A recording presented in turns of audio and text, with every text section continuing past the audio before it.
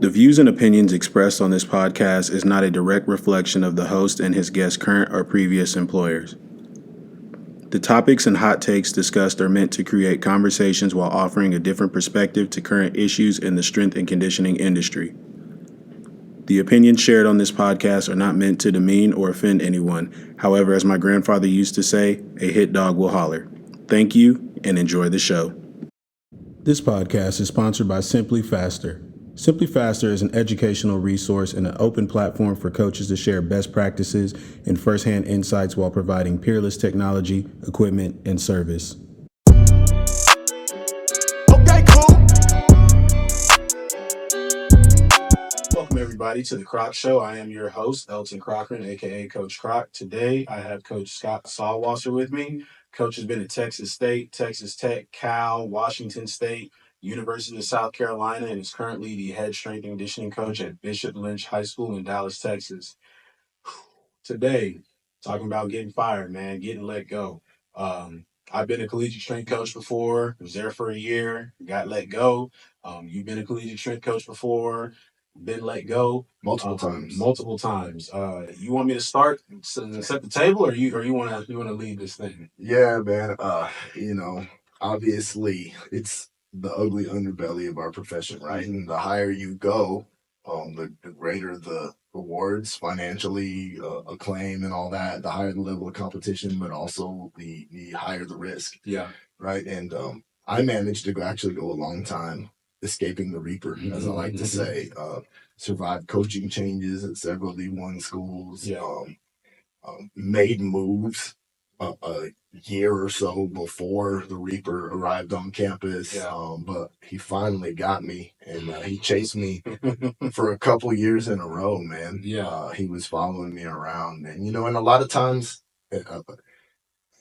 I try to take accountability and say that, like, we're all part of it, right? Yeah. Like, I don't like to cast blame, but a lot of times it is not necessarily anything to do with you. It's just the overall program did not have the success Yeah. that was needed, right? And sometimes twice I've been a victim of everybody got let go. Yeah. We just didn't win enough games. Yeah. And once been a victim of there was not the success that we wanted for a variety of different reasons, and somebody had to fall on the sword as well. You know, so but at the end of the day, it's never pleasant. But it's a ugly reality. Yeah. And the reason I asked this question is, there's a lot of people that are chasing the tail of collegiate strength and conditioning. And like you said, like the higher you rise, right, the greater the reward. But there's also a sense like zero tolerance in a sense, right? Like you can get away with being a D3 strength coach for 20 years, right? You move up to D2, you could probably be there for 20 years. You go to FCS. Now, the way the FCS is, you might get 10 just because that up and coming coach is at the FCS level that's now moving up to the group of five or whatever the case may be. But if you get to that Power Five level, like it is a wins business. Yeah. If you're not winning, we're going to bring somebody else in. And I understand that piece. And I think the thing that always amuses me is how overnight, like you'll see one year, like, oh, such and such, he's cutting edge, he's the best, he's the greatest, like he's the reason we're winning, and the next year you lose, and like that guy gets let go. Yeah. It's like what he overnight forgot how to be a strength coach. Yeah, like he just forgot how to program. It all went to pieces. Like that's the same dude, right? Yeah. Or then if he hangs on, once they start winning again, he's back to the greatest thing all over again, and so it ebbs and it flows, and you can't let that, it sucks, but I mean, you can't let that affect your confidence or your belief in yourself, because, it's going to happen to you if you coach long enough at a high enough level, unfortunately. Yeah. And they always say, if you coach long enough, you're either going to, get fired or you're going to like retire. But like, it's going to come for you, Right. I know for me, I mean, I was at a Division II school, and I think part of the reason why I got let go is because the guy who brought me in got let go. That's it. Yeah. A lot of times that's it. Yeah. It just so happened to be the head football coach. He put in a word for me to give me an interview and everything. I crushed the interview. They hired me, and I'll never forget. I was there for a year, and I tweeted like, "Man, so thankful to be the head strength coach for a year." And then 2 days later, I get called in to HR. I kid you not. When I got called into HR, I'm like, I'm getting a raise, right? Because I'm in a Division II school. I'm not making a whole lot of money, but I'm a head strength coach before I'm 30, so I feel accomplished. So I'm like, I've been here for a year. I'm getting a raise. I get in there and I got a little vanilla folder and they slide it up to me and I read it saying I'm gonna be terminated. And like for me, it was actually the best thing that happened because I got let go in 2020 right before the pandemic. And so it was like, okay, like this is a sucky feeling to get let go, not because of your performance, but essentially because somebody else's, or in this case, the lack thereof. Right. So it was a really sucky feeling, and that kind of made me gun shy and like being in college because it's like, yo, I got a wife, I'm gonna have kids. Yeah, eventually. That's the tough part. Yeah. How do I tell my wife, like, hey, babe, we're gonna win this game this weekend. We put the house up. I've been there and I've won that game. Yeah. And lost that game. Yeah. And so it's. So what's your advice to the coaches out there? Because I know, like, as a high school strength coach, there is 1,000,000% better job stability. Yeah. Right.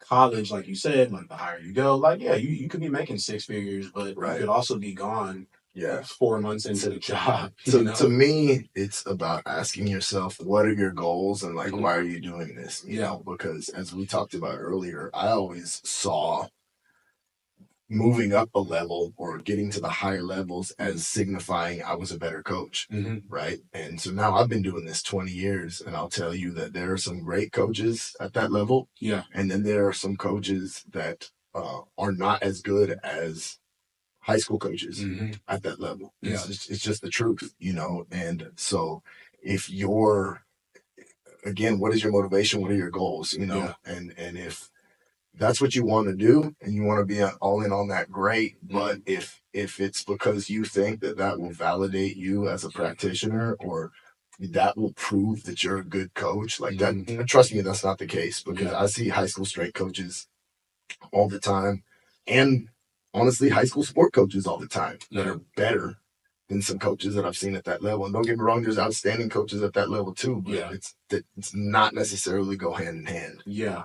Being a Power 5 coach doesn't reflect that you can coach. No. Power 5 level. And it just means you have a Power 5 job. And being a high school coach doesn't mean that you couldn't get a college job. Yeah. No, and I think that like having people like you on the podcast that, like you said, like you've been climbing the mountaintop and you've been to the Power 5 level, right? And now you're a high school strength coach, but it's like you've seen the highest of the highs, the lowest of the lows. And so you can speak to the people that are like, hey, I'm thinking about taking this college opportunity. Well, now you have that insight and that advice, or like, you got to be able to read the room and see that like taking this job in August at a school where that coach may not be here in December is probably not a great decision. Amen. That's a huge, that is so valuable. You just said there, like, no, it's not just the school, it's the staff. Yeah.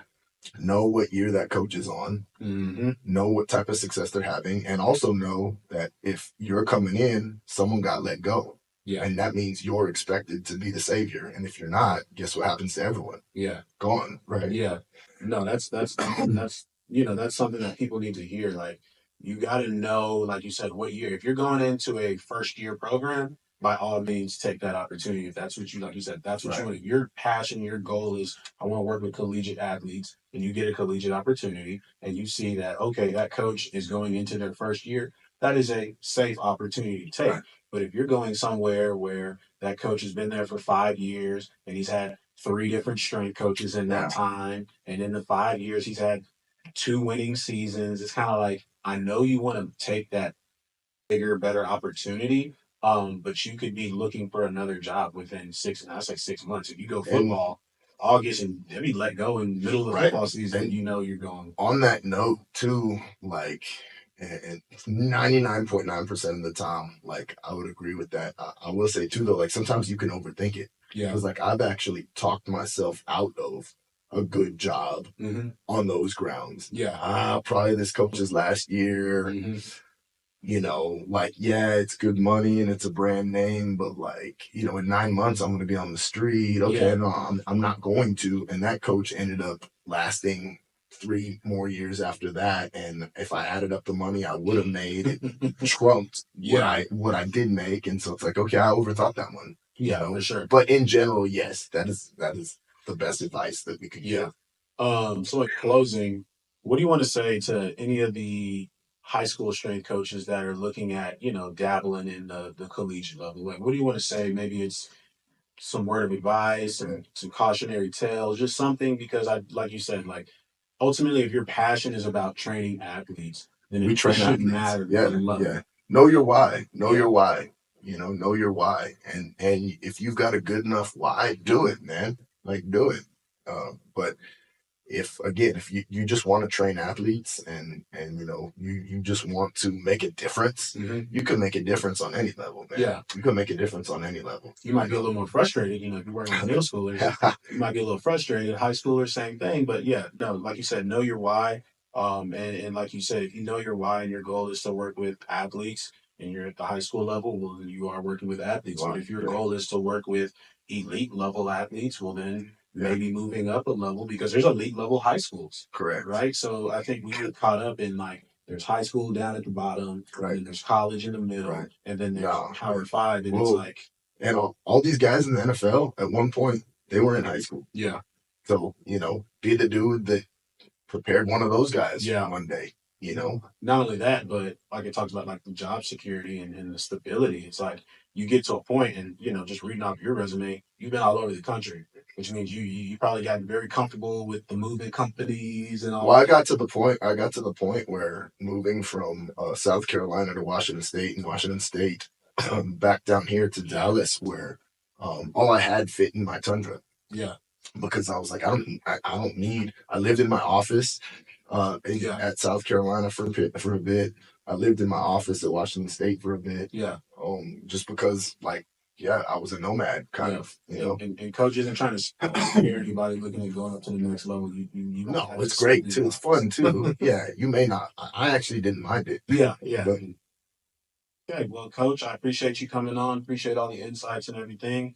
As always, y'all like and subscribe to the Crop Show, and y'all take care.